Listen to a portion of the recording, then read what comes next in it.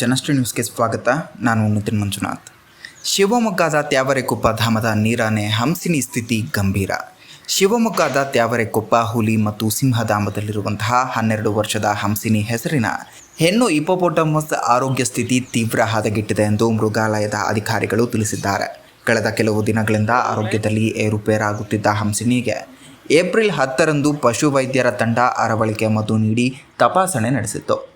ರಕ್ತ ಸೇರಿದಂತೆ ವಿವಿಧ ಮಾದರಿಗಳನ್ನು ಪರೀಕ್ಷೆಗೆ ಕಳಿಸಲಾಗಿದ್ದು, ವರದಿ ಆಧಾರದ ಮೇಲೆ ಗರ್ಭಕೋಶದಲ್ಲಿ ತೀವ್ರ ಸೋಂಕು ಉಂಟಾಗಿರುವುದು ದೃಢಪಟ್ಟಿದೆ. ಈ ಸೋಂಕು ದೇಹದ ಇತರೆ ಅಂಗಾಂಗಗಳ ಮೇಲೂ ಕೂಡ ಪರಿಣಾಮ ಬೀರಿದೆ ಎಂದು ತಿಳಿದು ಬಂದಿದೆ.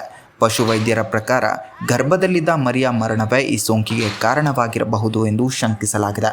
ಸದ್ಯ ಹಂಸಿನಿ ಬಹು ಅಂಗಾಂಗ ಸೋಂಕು ಮತ್ತು ತೀವ್ರ ನಿಶಕ್ತಿಯಿಂದ ಬಳಲುತ್ತಿದ್ದು ಆಕೆಯ ಸ್ಥಿತಿ ಚಿಂತಾಜನಕವಾಗಿದೆ. ಮೃಗಾಲಯದ ವತಿಯಿಂದ ಅಗತ್ಯವಿರುವ ಎಲ್ಲ ವೈದ್ಯಕೀಯ ಚಿಕಿತ್ಸೆ ಹಾಗೂ ಸೂಕ್ತ ಲಾಲನೆ ಪಾಲನೆ ನಡೆಸಲಾಗುತ್ತಿದೆ ಎಂದು ಅಧಿಕಾರಿಗಳು ತಿಳಿಸಿದ್ದಾರೆ.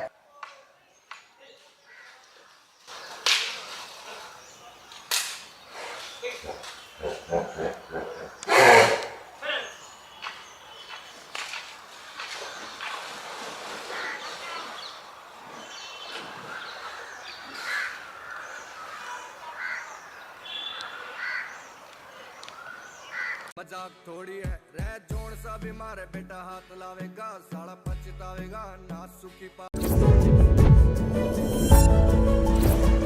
ಇದೇ ರೀತಿಯ ನಿರಂತರ ಅಪ್ಡೇಟ್ಗಳಿಗಾಗಿ ನೋಡ್ತಾ ಇರಿ ಜನಶ್ರೀ ನ್ಯೂಸ್.